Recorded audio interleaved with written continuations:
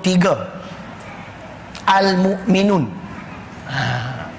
Jangan keliru dengan Al-Mu'min tau. Al-Mu'min surah 40, Al-Mu'minun surah 23. Ada sahabat ayat 71. Ya, hawa nafsu semua cerita ni. Walawit taba'al haq ahwa'ahum lafasadat as-samawati wal ard wa man fihin. Itu ayat dia. Dr. Harundi baca sekadar tu ya. Dan sekiranya kebenaran itu tunduk kepada hawa nafsu mereka, dia mentafsirkan kebenaran itu ialah ulama. Faham? Sebab ulama ni dia tahu yang mana benar, yang mana salah, batil, hak, betul tak? Dan kalaulah kebenaran itu tunduk kepada hawa nafsu mereka, hum di sini kata Dr. Harundi, saya ingat sampai hari ini, ialah pemimpin yang tidak mau pada Islam. Jadi bila ulama yang faham Islam tunduk kepada pemimpin yang tak mau pada Islam, Allah janji la fasadas, nescaya berlaku kerosakan. As-samawati wal ard wa man fihi, langit dan bumi dan apa yang ada di antara kedua-duanya, termasuk manusia, rakyat itu sendiri menjadi rosak, binasa kehidupan mereka. Betul tak? Siapa kata tak betul angkat tangan? Macam okey. Ni contoh ayat ulama yang tunduk pada kehendak hawa nafsu pemimpin yang tak mau pada Islam, disokong oleh kisah Bala'am bin Ba'ura. Al-A'raf surah ke-7 ayat 176. Al-A'raf ayat ni pun cerita Bala'am binasakan hawa nafsu. Kerana hawa nafsu nak hidup senang. Banyak kisah dia, tapi saya pilih yang agak menarik lah. Ia diminta oleh penentang-penentang Nabi Musa AS kan? Saya duduk bawah aircon, dah sejuk semua ni. Oh patutlah. Boleh tutup sikit tak? Tutup boleh. Membazir karan lah. Pasang sikit-sikit sudah lah. Nanti saya keras jadi ais pula. Tengok kenapa ustaz tak cakap. Balik awal. Patutlah sejuk. Saya kalau sejuk tak tahan tuan-tuan. Kalau ceramah janganlah sejuk. Tapi tidur kena ada aircon. Ngada-ngada kita ni pun. Tak ada aircon payah. Baik. Ini kisah ulama yang tunduk pada hawa nafsu nak hidup senang. Celaka dia. Jadi kaum yang menentang Nabi Musa AS ni meminta jasa baik Bala'am bin Ba'ura, di mana beliau ini, kelebihan beliau, Tuhan mustajabkan doa dia. Di rumah homestay yang saya tinggal di sini, saya baca kisah tu. Dah tak ada kerja, kan nak tidur kan, tengok ada kitab-kitab bagus tak tu rumah tu, ada Quran, ada kitab. Saya buka-buka, terbaca kisah ni, kisah Bala'am bin Ba'ura. Dia banyak versi. Jadi dia cerita Bala'am bin Ba'ura lah yang berdoa sehingga Nabi Musa sesat 40 tahun. Jadi Nabi Musa berdoa pada Tuhan, kenapa aku boleh jadi sesat macam ni? Kerana ada seorang hamba aku yang aku bagi kelebihan, Bala'am Ba'ura. Dia berdoa, oh dia lawan, Musa kata kalau dia lawan engkau, lawan aku, lawan engkau, lebih baik kamu musnahkan dia. Akhirnya dia enggan bertaubat. Bala'am bin Ba'ura enggan bertaubat, dan dia tidak mengaku Tuhan itu sebagai Tuhan Allah itu sebagai pencipta alam. Nah, kerana kedegilannya dia mati kafir. Ini kisah dia. Bala'am bin Ba'ura, ulama Bani Israel, akhirnya mati kafir. Tuan-tuan tak bimbang lah, ulama pun boleh mati kafir? Saya ni ustaz lah, lagi bimbang. Tuan-tuan baru nak start. Kita baca ayat dia 176 surah ke-7, ayat yang panjang. Walau syi'na la rafa'nahu biha walakinnahu akhlada ilal ard wattaba'a hawahu famathaluhu kamathalil kalbi in tahmil alaihi yalhad aw tasrukhu yalhad dzalika mathalul qaum alladzina kadzabu bi ayatina faqsusil khasasa la'allahum yatafakkarun. Betul? Okey tak ada satu kesalahan bayar saya RM1. Saya tak nak terjemah lah. Itu kisah Bala'am bin Ba'ura yang tunduk kepada hawa nafsu nak hidup senang. puak-puak jenis ni. Dalam ni ada, mungkin ada kot. Tuan-tuan dengar lah tafsirannya. Mungkin ada. Inilah ulama-ulama mutakhir ni, ulama-ulama akhir zaman jenis ni lah. Jenis Bala'am bin Ba'ura, nak hidup senang. Dalam ni tak ada pula dah cerai tu. Hal lagi satu ada ayat Al-Baqarah 79 tu, di mana mereka mentafsir, ulama-ulama yang nak hidup senang ni lah, yang tergamak meminda undang-undang peraturan Allah. Al-Baqarah 79 banyak. Al-Baqarah 174, Ali Imran ayat 183. Tu semua ayat-ayat kisah ulama jahat. Nampak?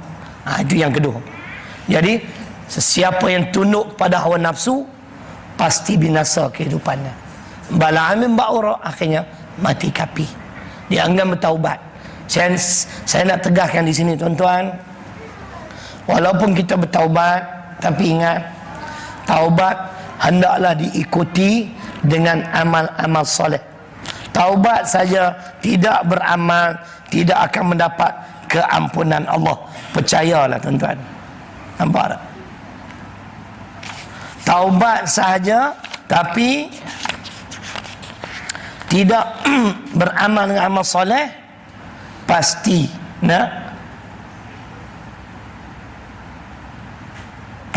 di sini ada tafsir. Kita bacalah ayat 89 Ali Imran.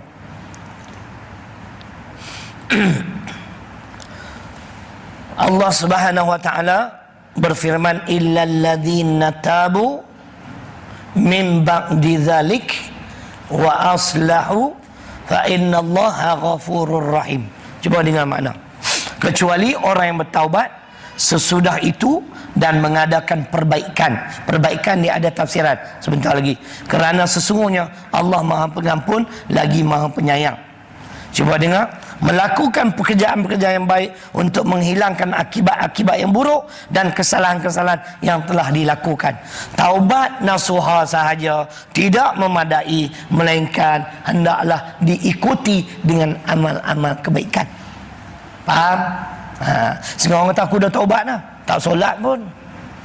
Ni ayat Quran ni, surah ketiga Ali Imran 89. Bala'am bin Ba'ura enggan bertaubat, mati kafir. Kerana Tuhan bagi kemuliaan kat dia, dia lupa diri. Setiap doa dia dimakbulkan Allah, dia lupa diri. Inilah manusia. Akhir sekali yang mencelakakan manusia, yang ketiga adalah wa'ajab mar'i bi nafsih. Apa dia maksud? Orang yang kagum terhadap dirinya sendiri. Dia rasa dia hebat, orang lain semua tak hebat. Ni penyakit-penyakit ustaz lah ni. Penyakit ustaz, penyakit pemimpin. Kan? Pemimpin sama je tuan. Dia rasa orang lain semua tak pandai memimpin, dia saja. Kan? Terlalu sebut kalau orang lain pimpin, negara akan hancur, huru-hara, muflis, kepala bapak dia. Ini kita baca Al-Quran bukan cakap kosong. Allah tegah, Allah cegah, jangan ada sifat seperti ini. Fala tuzakku anfusakum, surah 53 ayat 32 surah An-Najmi. Maka janganlah kamu menganggap diri kamu yang paling bersih. Bersih di sini kamulah hebat, orang lain semua tak hebat. Nampak tak? Ada golongan-golongan yang amat memusuhi Ustaz Azhar Idrus. Nampak tuan-tuan? Tidak pernah berlaku dalam sejarah dakwah di Malaysia ni ada seorang pendakwah yang mampu dan sebagai crowd pula. Setiap kali dia mengadakan kuliah, puluhan ribu yang hadir. Dia pergi ke surau yang saya kendali kuliah di Kedah tu tuan-tuan, 40 ribu orang malam tu hadir. Kuliah saya adalah lingkungan 20 ribu. Dan betul, termasuk yang tak datang, yang pulang. Kalau semua datang, 20 ribu lah. Kan? 40 ribu. Pergi yang mana pun, 20, 30. Puak-puak ni tak senang hati. Kan? Kerana mereka rasa mereka hebat. Dia kata Ustaz Azhar itu bukan ada sijil apa. Kan? Dah mengaji kat mana tak tahu. Dalil pun tak kuat, hujah pun tak kuat. Masuk dalam Facebook, hentam. Kan? Hentam Ustaz Azhar itu. Sebenarnya dia iri hati je. Kuliah dia orang ada 3 orang. Tok Imam, Tok Bilal, Tok Siap. Kan? Saya ramai juga kat 100 bulan ni. Okey lah. Kan? Nampak? Tak ada BA, tak ada MA, tak ada PhD. Hentam. Kita masuk dalam Facebook, hentam dia balik. Awak ada apa? Kita tanya dia, awak apa CJ? Saya ada 2 CJ. CJ apa? BA, BI. Patutlah pun. BA, BI. Tak faham? Hampa ni very slow. Babi. Patutlah pun perangai macam babi. Kan? Ni Tuhan ajar kita. Peringatan kepada ustaz-ustaz, pada pemimpin, jangan rasa kita ni hebat sangat. Fala tuzaku anfusakum, ada sahabat. Ayat 32 surah 53 surah An-Najmi. Nah, ini akan mencelakakan kita. Kan? Kalau kita hebat pun, kembali pada ayat tadi, ayat 21 surah ke-15. Adalah kurniaan Allah. Macam saya lah kan. Hebat tak? Boleh tahan kan? Ingat ayat Quran, sahabat ni cek malam ni semua betul. Saya tak buka Quran kecuali yang lupa lah. Kan?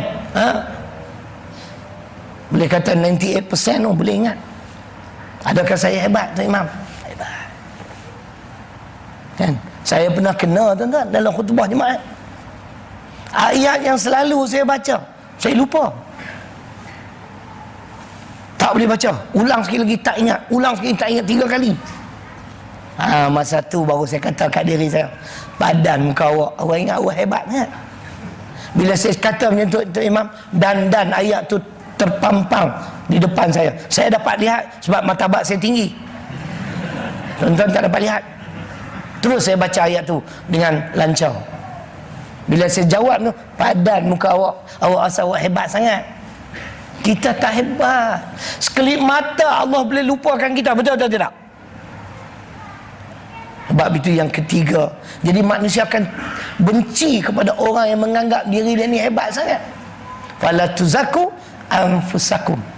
Orang lain tak pandai perintah. Kan? Wah, negara akan muflis. Alamak. Ada seekor orang kafir di Malaysia ni.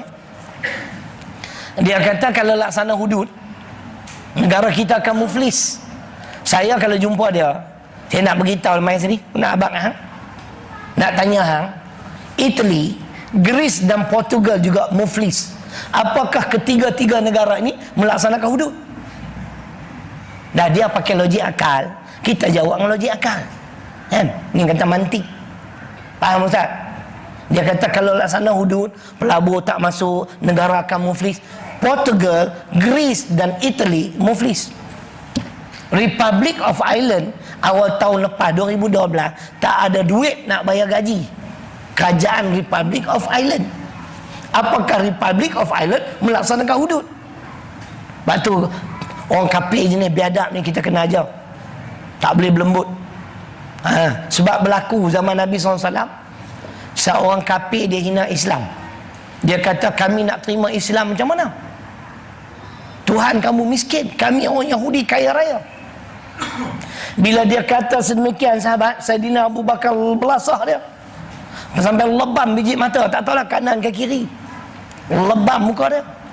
Dia lari.